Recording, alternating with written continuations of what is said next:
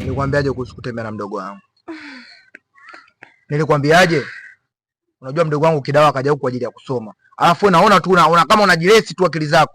Nishakwambia kaa mbali na mdogo wangu. Mbona unataka kunaribia mdogo wangu nye? Umekuwa siku hizi. Maneno yanakutoka, unaropoka kitu gani? Wewe kunipandisha mimi sauti, si ndio? Yaani maneno yao nataka kuongea mdogo wako akiwepo. Tukiwa wawili nilegezee sauti ndugu yangu. Kwanza ukiongea mimi msogea hapa karibu. Songa na mimi uko mbali maana sikusikii. Ulikuwa unasema nini?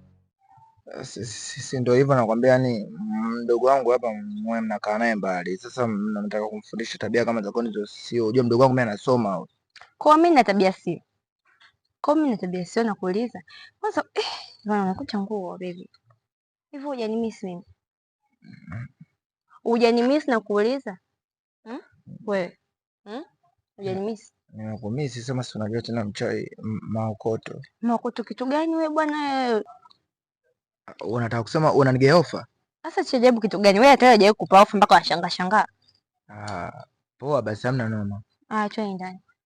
Sasa tunaenda kufanya ndani kwetu tena? Wewe unataka tukafanye chooni? Twende huko na kitu gani mdogo wako sitaka kashaondoka hapo. Mtaga hilo wewe.